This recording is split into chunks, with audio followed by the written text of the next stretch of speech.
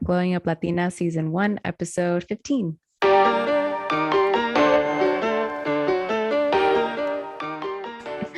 Hey, you guys, welcome back to Glowing Up Latina. Hello. I'm Amanda. I'm Lyana. And I'm not Lyana this week. If you guys tuned into our last episode, we are one person down this week. Christina's under the weather.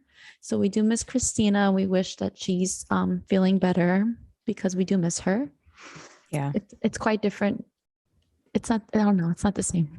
It's weird. Guys, we're going to do the best that we can. She usually holds down the fort. I sent Lyana a meme yesterday of a sailboat, and it's like trying to float, but it's like kind of sinking and floating at the same time. And it was like hashtag struggles. So that was us yesterday. Bear with us today, you guys. So Lyana, how's your week been? How's everything going? Been good. I was off since last Thursday. So today was my first day back at work. How was that? Kicked me in the booty hole. That's for sure. Oh my God. It was just a lot. Granted, like we were doing like not a webinar, but it's like we're doing like presentations for the next 2 days. So like I didn't have a lot of emails coming in. So that was fine. Okay. But still a lot of fires to put out. Yeah, coming back from like a 3-day weekend or even like a long weekend is not fun. I know. There's a lot of emails waiting for you. And you realize like how many people like look out for you. Like they're just like need to send you stuff. And I'm like, well, this could have waited. Leave me alone. Leave me alone. How was your week? My week was good. Nice long 3-day weekend. It was great. Back to work. Again, this weekend, another thing to take care of in terms of wedding. We need to find my flower girl's her dress. So I'm looking forward to that. And we just created a group chat for all of the ladies going to the bachelorette party. And that's literally in a month. In a month from now, we will be on a plane on our way to DR. So yeah. Wow, Christina does all these smooth transitions and I know. I'm just like meep. I don't know.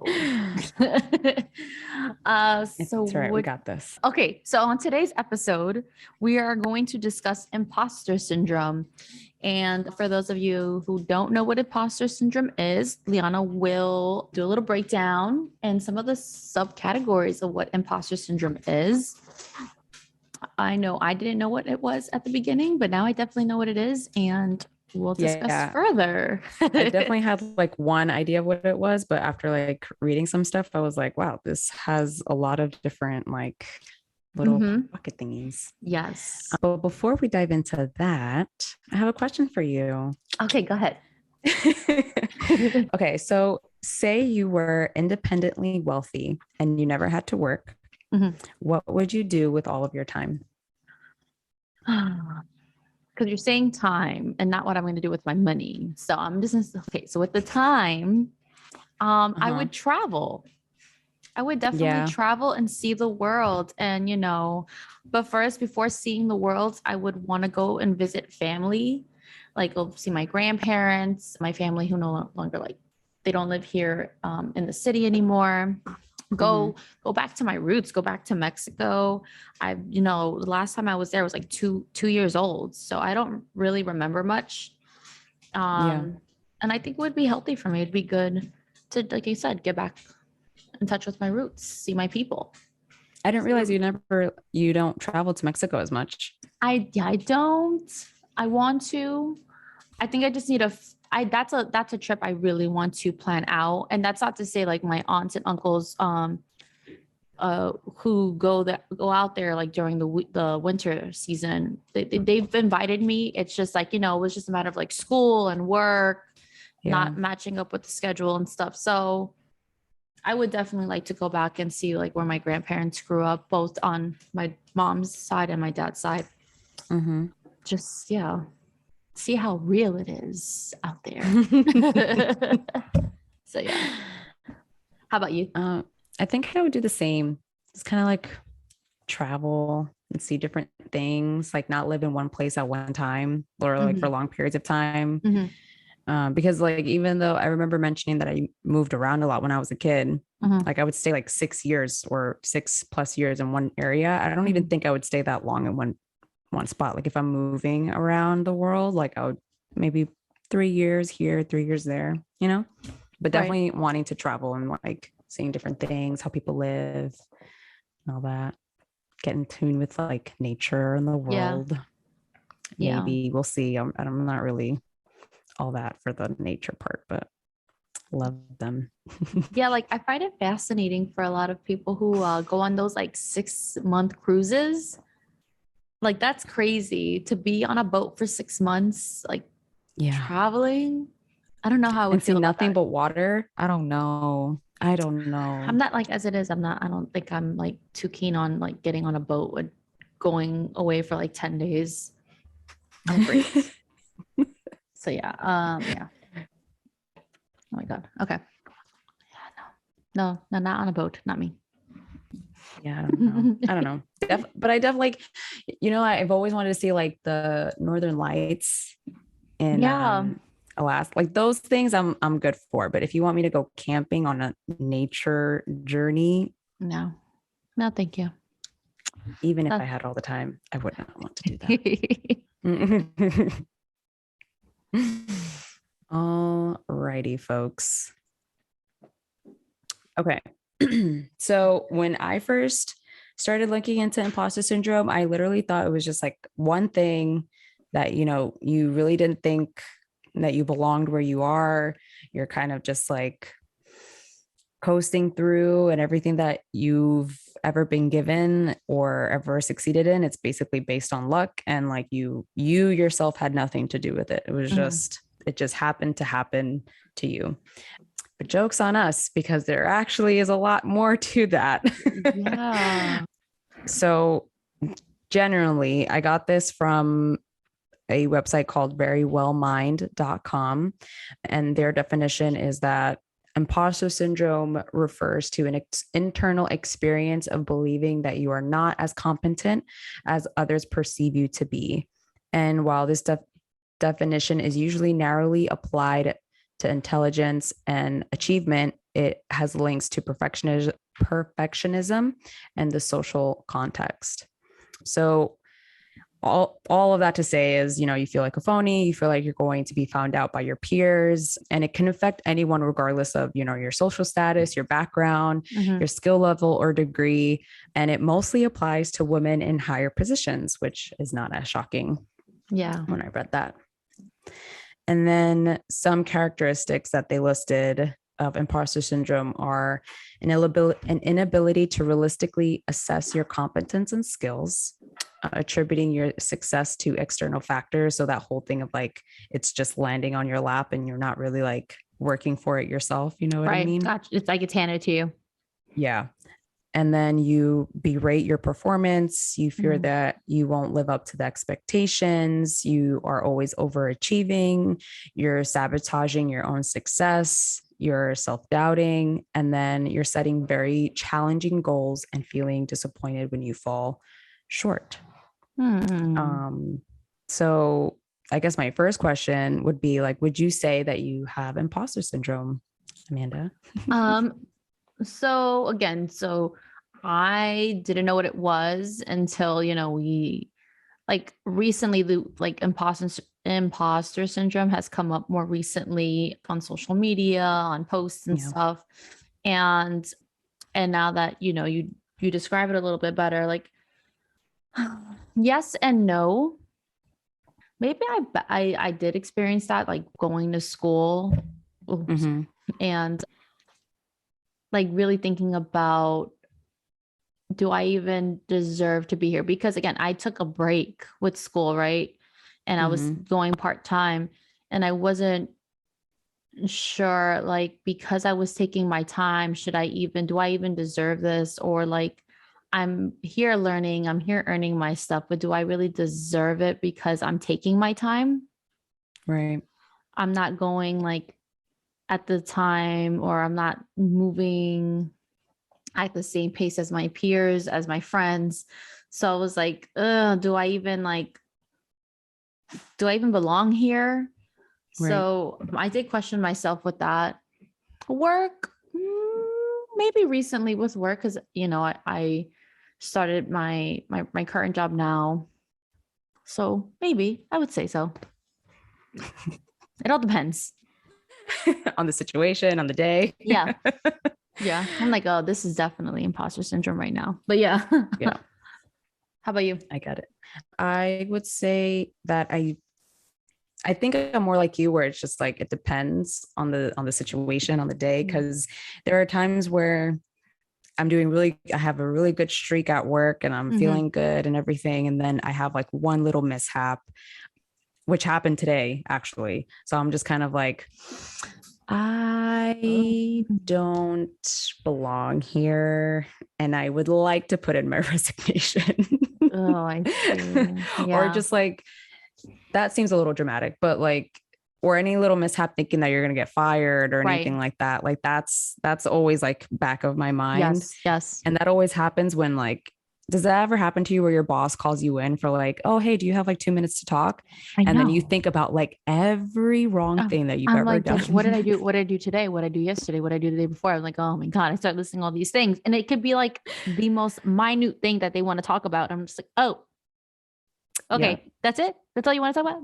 Yeah. Oh, okay. Okay. I'm not going to even go. No, why am I even asking? Bye. Leave. Just step out. But yeah, that's definitely where I feel it the most. But I also, while reading the article, like they also talk about like social anxiety as being part of it being a cause of imposter syndrome. They did say though, like, just because you have imposter syndrome does not mean that you have social anxiety. But if you have social anxiety, you most likely have imposter syndrome, because a lot of that is like, you're always questioning, like, do I even deserve like to be in these group of friends, or do I deserve to, like, did I say the wrong thing, or did I say, and I was just like, oh my God, that's like me. I was about to say that definitely makes a lot of sense, especially when when we first started hanging out, right? And oh my God, a good example would be like the wedding, being invited to your wedding and thinking like, do I even deserve to be in this room right now? We were like just recently just became friends, like we were like fresh. Here. Yes, like very fresh. So yeah, and like talking to you guys and hanging around like with everyone in the group, like our chosen family. So it's just like, for a while it felt like that. And I don't know if Constantine felt like that, but it definitely did feel that way. Oh wow. And I sometimes I have social anxiety sometimes. So yeah, so that makes sense. Yeah, I was like reading that and I was like, oh damn. And like one of their things they also mentioned was like for example, they give an example, like if you say something, you're constantly thinking about it, even if there's nothing wrong with what you said, you still feel like there's something wrong with what you said. And I'm 100%. Like, oh, okay. That happens to me like every day. Yeah. That makes a whole lot of sense now. Dang. It's crazy. I was just like, wow, I've learned so much about myself doing this podcast. Right? Self-discovering. I've got imposter syndrome. Turns out I should go to therapy. There's a whole bunch of stuff. This is podcast. Okay, so you would say that then that was the first time you felt like you were noticing that you had imposter syndrome, or did you even like realize that you were having imposter syndrome then? I want to say like now again, I love that we have this podcast because you guys like just make me think of all the little things that I thought I had tucked away, and now it just it's like opening Pandora's box. Like boop. Same. Same. Okay, so like right, that is one instance where I've definitely experienced imposter syndrome, and now I can say that was imposter syndrome. Like I didn't know what that was, like that whole feeling I had. So that's one. another experience would be like now recently, like thinking about it, like living in this apartment. Sometimes I think about, do I even like deserve to be in this, like in my home, and like I walk in and everything is different from what it used to look like, and I'm just like, is this even real? Do I even deserve this? Like I sometimes I do question myself, but I'm like, no, but I do work hard, and it's not like I literally just sat here and it was like, here's your apartment. It wasn't that. It was just like I was working. It just took me a little bit longer than, I had anticipated to earn this and work for this and call my home. Yeah. So yeah. Yeah, I get that. I think the first time that I felt that I experienced imposter syndrome was definitely when I was in my master's degree program. And then when I got my job during my master's degree program. Yeah. Because like I was going to work and then from there I was going to school. And like I remember hearing so many stories about that specific like kind of like instance, like, oh yeah, like I go to school and I go to work, and going home and then having to do homework and all that stuff. And I was just like, I'm working so hard for all of this and I got so lucky to get this job and I didn't even finish my master's degree. And like I was like, does it even is like what, why, like how did it even happen? Yeah, definitely felt it then. I guess with school, yeah, like I said, with school too, definitely that came about, because it's just like, why am I'm doing all this? Do I need to? Should I be here? Am I doing too much? I was doubting myself also. Yeah. And I even think like with this podcast, like there were moments where I'm just like, they don't need me. They're fine on like, I could just hide away. That's definitely a good example. That's true. Like, am I giving enough to, to this little thing, I should say little, like this big thing that like we've created together? Like, are we doing all that we can for it? Or so I definitely have those moments, but I'm like, yeah, it'll be fine. It'll be okay. It is definitely a fake it till you make it feeling, which is imposter syndrome. Yeah, which like it sucks though. So yesterday my brother graduated from college with his BA, and there was a speaker there who was talking about success and all this stuff, and she mentioned how like everyone always talks about how you succeed, but they never talk about like your wins. They never talk about like after the fact. And that's true when it comes to like talking about imposter syndrome, because we're working so hard towards this one goal. And like, I'm going to put the podcast as an example. Like we're all putting in the work for this podcast to get to point B or whatever it is we want to go. And it's like, when we get to B, are we going to feel like we've done enough? Are we going to feel like we've put enough into it? Do you know what I mean? Right. Like we're putting in all of the work and yes, we succeeded. Yeah. But then it's like, what's going to happen after that? And I think we have to like understand that, yes, it's very much fake it till you make it. But like when you make it, know that you put in the work to get there. I hope that translated as well as I wanted it to. Yeah, I did. Okay. So with imposter syndrome, there are also different categories, which is something new that I learned as well, because I thought it was just like kind of a one and done thing. Okay. So the ones that were on the article were the perfectionist, the superhero, the expert, the natural genius, and the soloist. So the perfectionists, they're never satisfied and they will always work, and they always feel that their work could be better. And rather than focusing on their strengths, they tend to fixate on any flaws or mistakes. And this can often lead to a great deal of self-pressure and high amounts of anxiety. And then we have the superhero. And because these individuals feel inadequate, they feel compelled to push themselves to work as hard as possible. The expert are individuals who are always trying to learn more and are never satisfied with their level of understanding. And even though they are often highly skilled, they underrate their own expertise. The natural genius, these individuals set excessively high goals for themselves, and then they feel crushed when they don't succeed on their first try.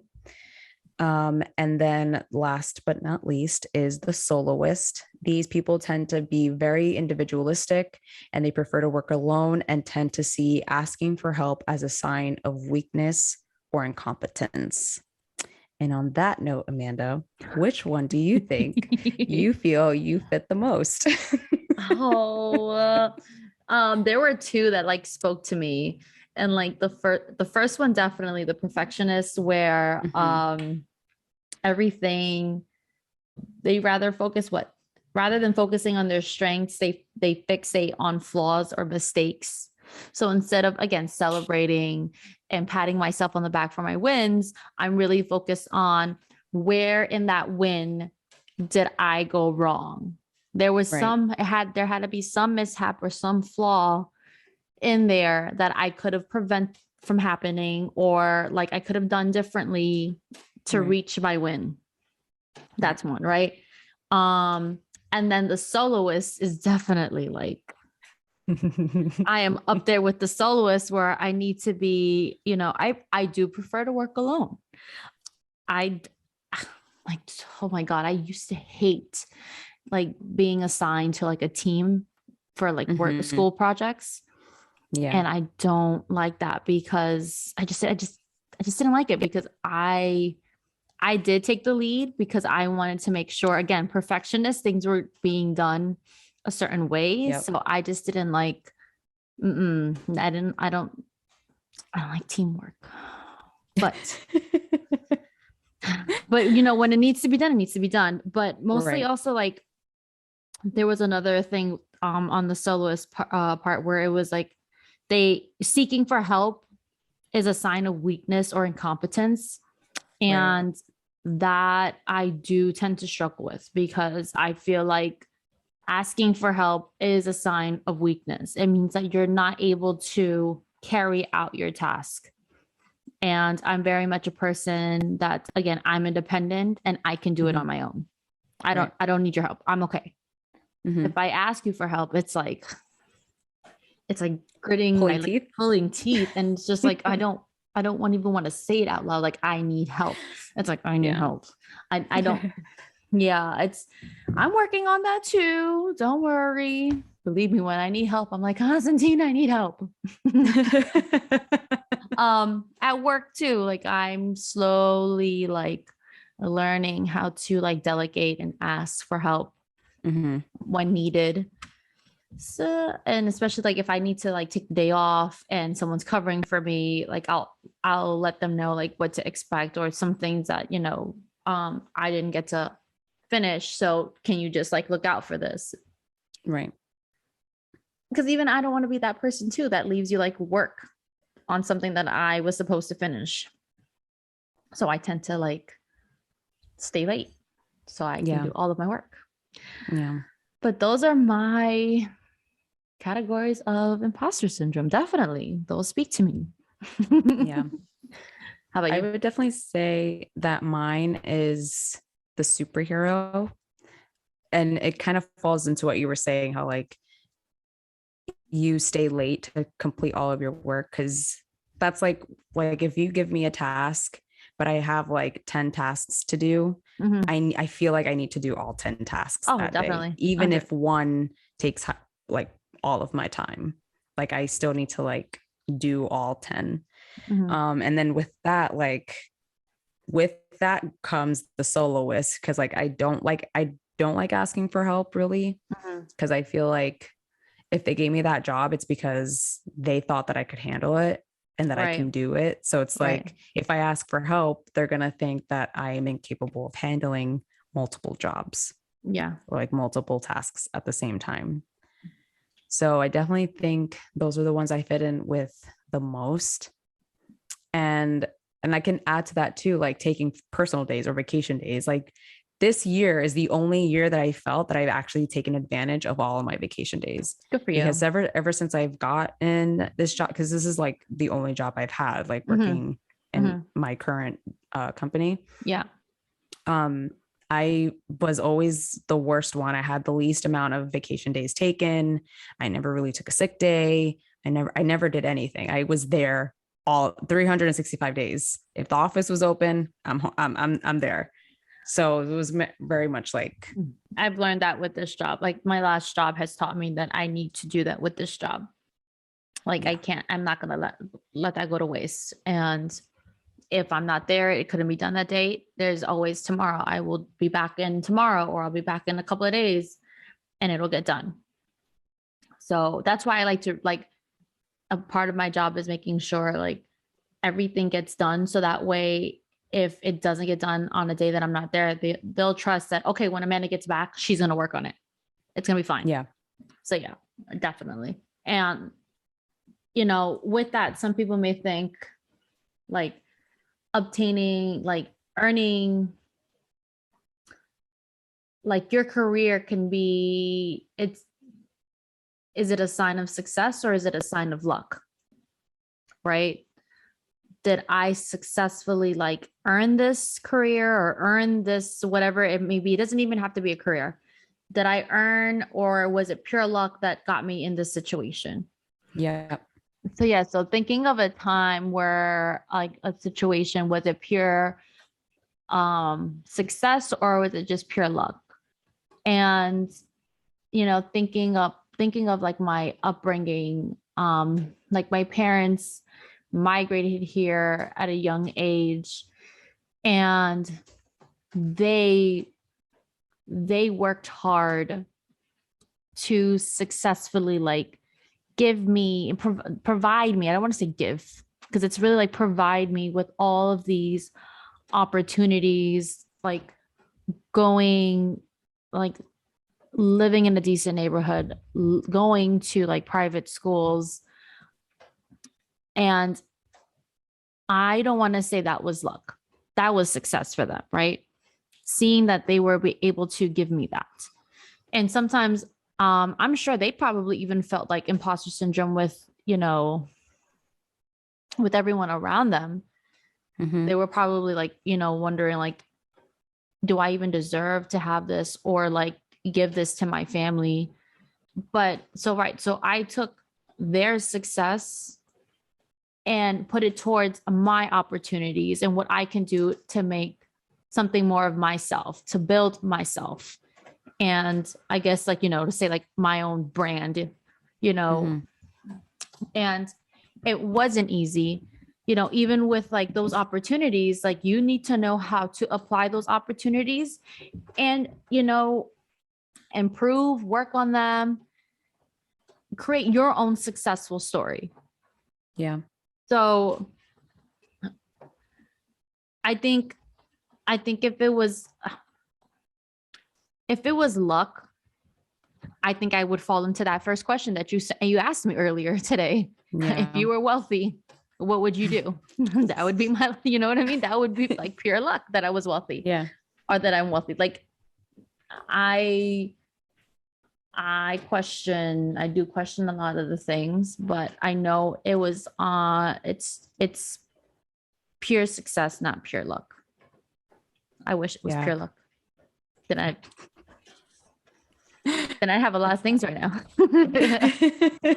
but yeah, I mean, and even like other instances where I feel imposter syndrome is like my Latinidad, like like people measuring my Latinidad, you know, the ability to speak Spanish, understanding it, how I display my Latinidad. Like I want to say my mom's side is more Americanized. And I hate to use that term, like Americanized, because I feel like it throws away,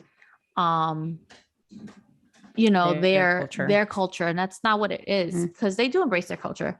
But but my dad's side is more like in touch with, you know, the Mexican culture, the music, food. And I love going to like the big parties that they throw, because it's like it's like literally like I go back to my roots.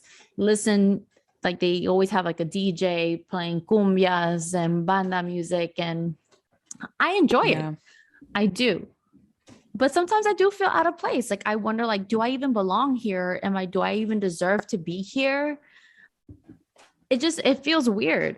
And I shouldn't feel that way. And I know that's not my family's intent too, to make me feel out of place. That's not what I'm saying. But like me personally, I do feel that often sometimes when I go to those events.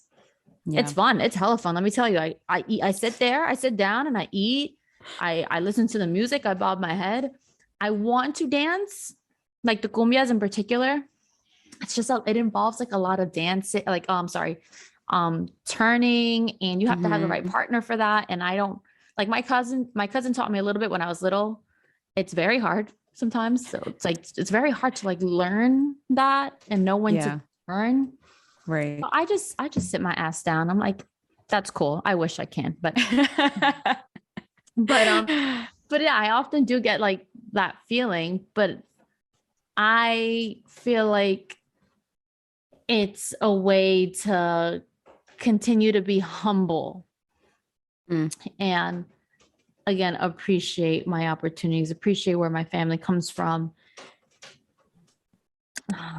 It's a lot of success, man.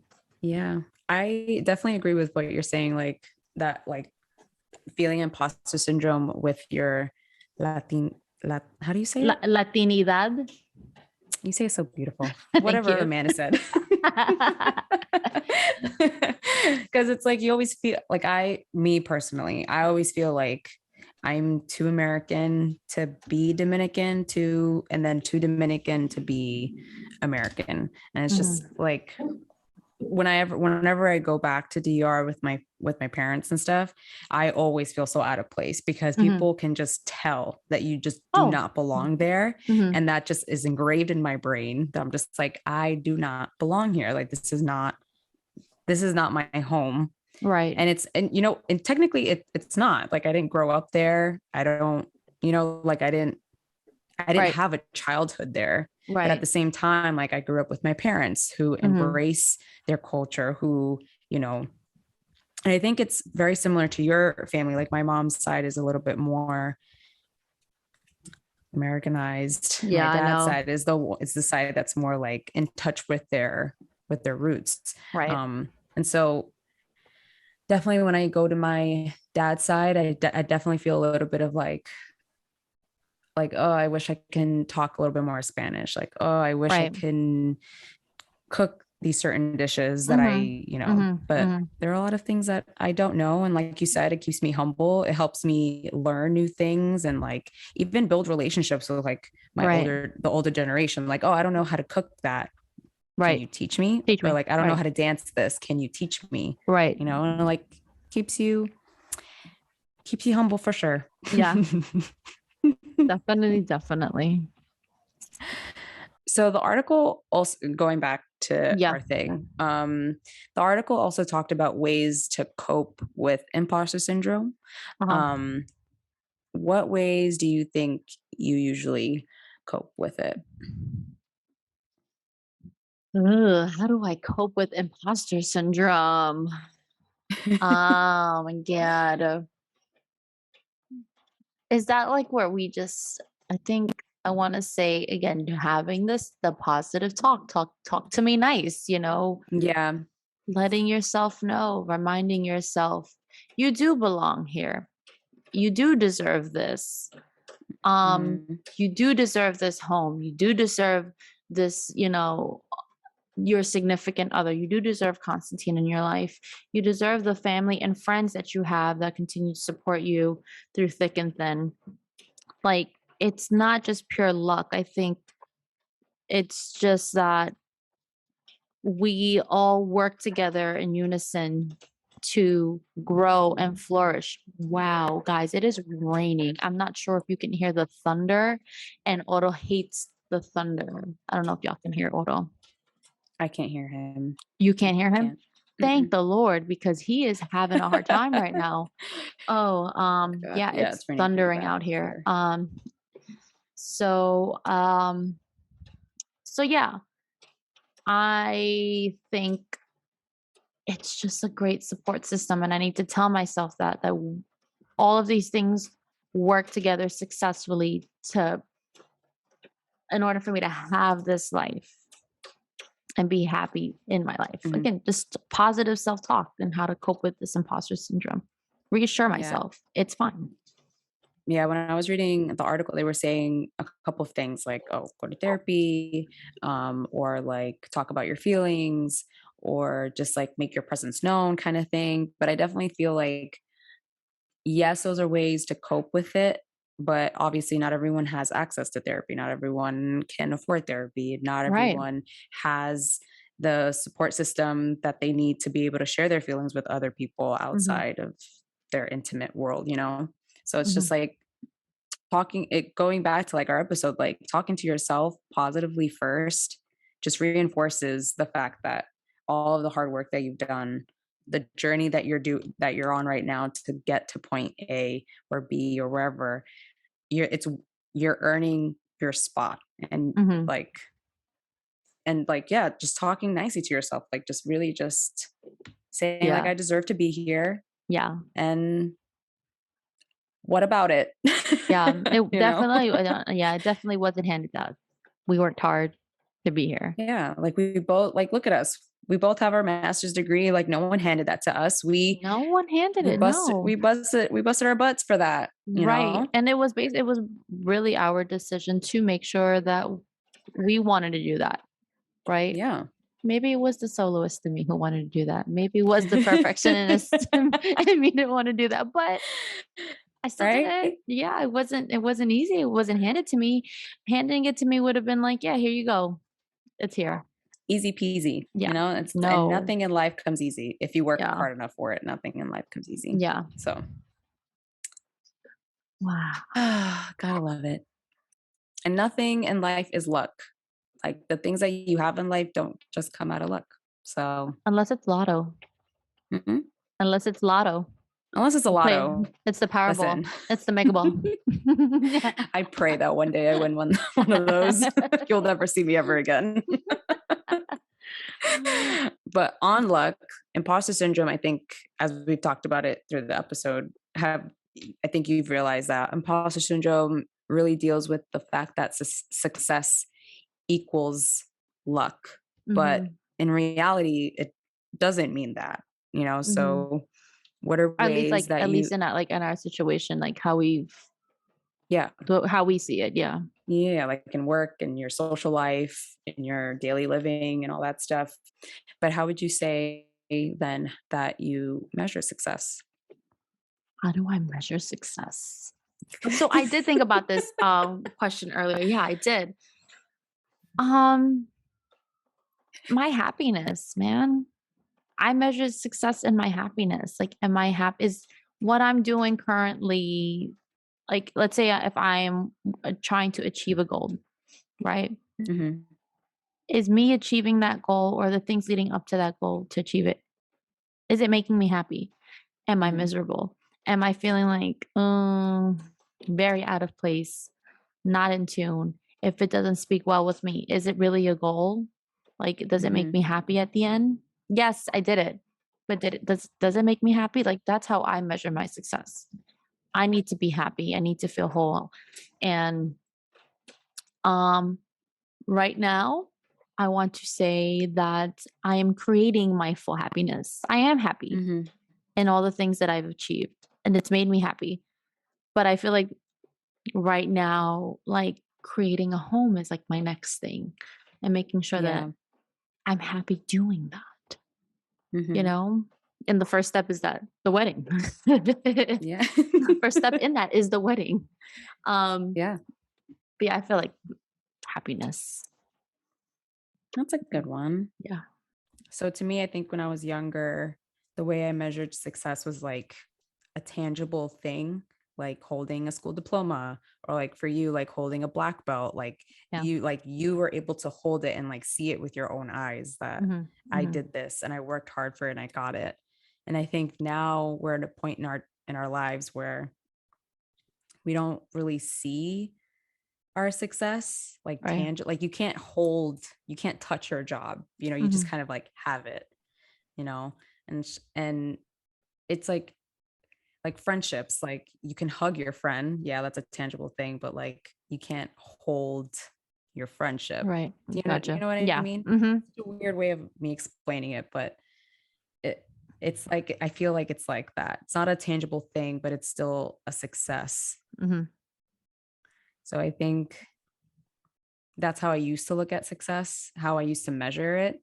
And now I'm just more of like, I'm trying to realize that, not everything is going to be tangible. You can't hold on to everything. Yeah. And there are things that you have in life that you are successful in, right? That you've earned, that you've worked hard for, like being in a relationship with Norin, like we've been married for 3 years, but we've actually been together for 8 years at this point. Wow. So it's like, that takes a lot. Like we've grown from college, us. Yeah. to right. Like is right. Then you question, like, is this pure luck or is this like success? Like, is this where we're meant to be? Yeah. So you question that no, you deserve each other. You deserve it. So yeah, but it's just like things like that where you work hard for things and then you can't touch it, but you know that you have it. Yeah. It's not luck. It's truly just because, you work hard for the things that you have. So yeah.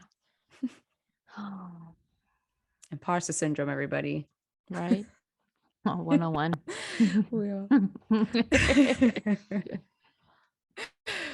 We all have it, I guess. Maybe. So yes, guys. So try not to question yourself, on your, your success. So where you're at in success, in your successful journey, whatever it may be, or the situation that you're in, that you question yourself, like, do I deserve to be here? Try not to. Like, I'm sure that you're there because you deserve to be there and you deserve to live in the moment. That's how I like to see it. And to round us out, Lyana, what do you think you deserve to do this weekend? Ooh, that's a good question. Let's see. Well, I'm going to a Justin Bieber concert this Friday. That's this Friday?